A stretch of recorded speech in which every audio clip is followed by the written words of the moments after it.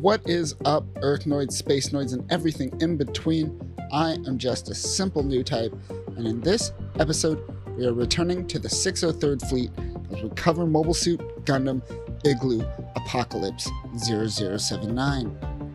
The first season of Igloo was the first time we ran into the 603rd. We skipped this season to cover the other side of Odessa with the Gravity Front.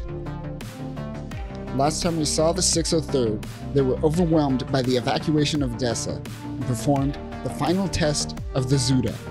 Let's follow the 603rd Lieutenant Oliver post-Odessa Day. December 7th, UC 0079. Lieutenant Oliver and the Jotunheim are in low Earth orbit testing the Zagak.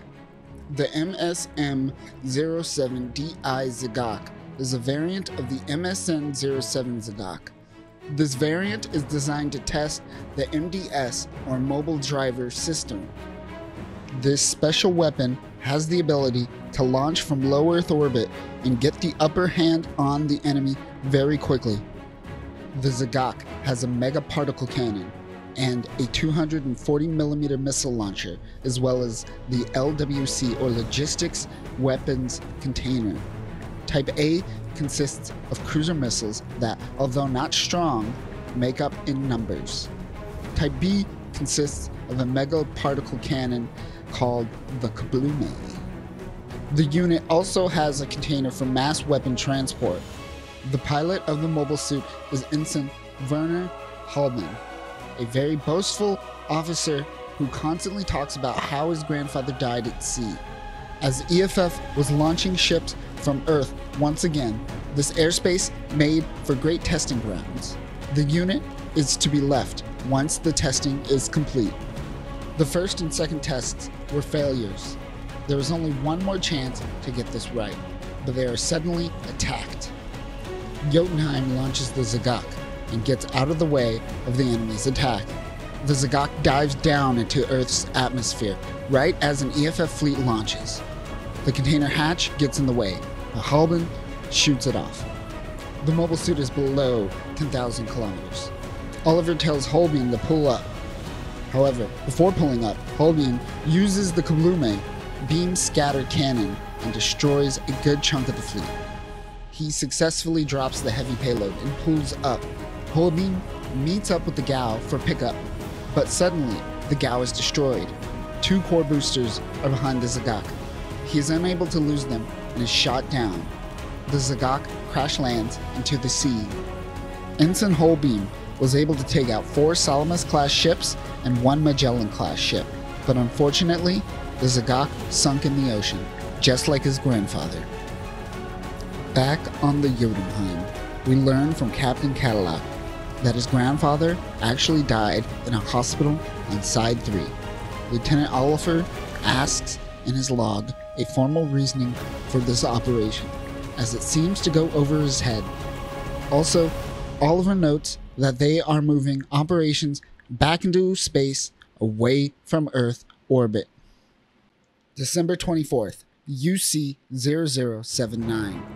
It has been only 17 days since the Jotunheim left Earth atmosphere.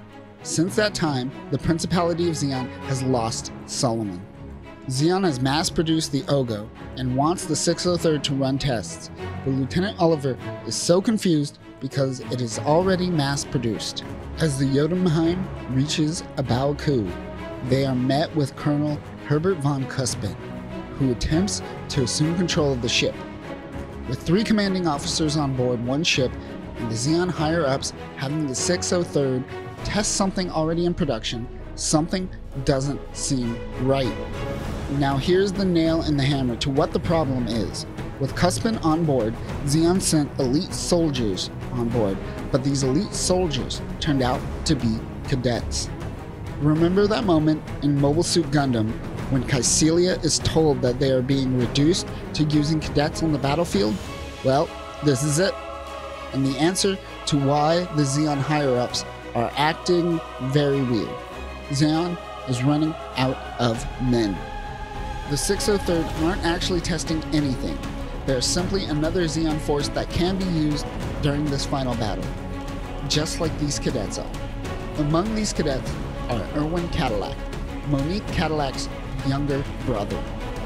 Now in Mobile Suit Gundam, we know that after Solomon, EFF made their way towards A Baoa Qu. But after the loss of Solomon, Zeon didn't know if EFF would head towards Granada or A Baoa Qu. Now, the 603rd will head towards Granada with a small fleet of Ogos, one of the pilots being Erwin. The MP-02A Ogo is the Zeon's equivalent of the Ball. It is a mobile pod that costs half the price of a Zaku 2 and is made using old mobile suit scraps. It has a 120mm machine gun, a 280mm bazooka, a sternfaust, and a claw arm. December 30th, UC-0079, around 2100 hours. While Erwin is talking to Oliver, suddenly light pours throughout space. It is the solar ray firing and killing General Revel and Deadman, Soto Zabi. There is hope for Zeon, but before they celebrate, 2 Salamis-class ships come onto the radars. The Ogos launch and attack the Salamis-class ships. They launch balls in retaliation. It's a mobile pod battle. 1 Ogo goes down, but they are unable to take out most of the balls. 2 more balls enter the battlefield. Erwin goes on the offensive and takes out 1. The Salamis abandons the remaining ball. It is only Erwin's Ogo and the 1 ball remaining. He convinces the ball to surrender. As Erwin is towing the ball back to Jotunheim, suddenly a megaparticle beam approaches from behind. It takes out both the ball and the Ogo, killing Erwin. The Salamis-class ships didn't retreat, but rather slung-shot themselves around the moon. The Jotunheim is able to destroy the Salamis, but Captain Cadillac is distraught over the loss of her brother. December 31st, UC-0079, approximately 0100 hours. The 603rd is delivered, the Big Rang. The MA-05AD Big Rang is a mobile armor that is a retrofit from the Big Rang. The Big Rang is considered a mobile bridge head. It has its own hangar and ammunitions depot where many Ogos could dock with the unit. Infield is calm until suddenly EFF attacks the northern part of A Baoa Qu. Zeon and Earth forces engage in battle. Jotunheim plans on crossing over to E-Field and launching the Ogos and Big Rang. The pilot of the Big Rang will be Lieutenant Oliver. He will both test and operate the mobile armor at the same time. He is hesitant. The Jotunheim starts making its way towards E-Field. They are attacked by a fleet of Salamis ships. The Ogos launch. A huge attack takes out a few Salamis ships. It came from the Big Rang. The Big Rang goes to meet up with the Ogos to protect them. It takes out a Magellan-class ship. EFF temporarily retreats. Ogos variously land and resupply with the Big Rang. Jotunheim notices a large fleet running from the battlefield. This is the Delaz fleet. A communication comes in essentially saying that all fleets are on their own and to recommend a ceasefire. The ceasefire is in effect, but that doesn't stop EFF from attempting to kill their enemy. Gems and balls start destroying the Ogos. Captain Cadillac launches in the Zuda and Herbert von Cuspin in his Gelgu. Their plan is to stall for 5 minutes to allow the remaining Zeon fleet to make their escape. Herbert von Cuspin's Gelgu goes down. Oliver sends over the test data to the captain. It shows the Big Rang going down in battle. Jotunheim crew makes their way towards Side 3. The Jotunheim crew has little hope. Suddenly, Ogos appear. In the distance is Captain Cadillac and the Zuda holding Lieutenant Oliver in her hand. They make their way back towards Jotunheim. Some of the crew, including Oliver, has survived. Lieutenant Oliver was dismissed on January 1st, UC-0080, from his post as an engineering lieutenant. However, he will never forget the souls that got him to where he is now. And that will do it for this episode. Hopefully, this gave you a different side of the Battle of A Baoa Qu, as well as some of the actions happening on Zeon's side.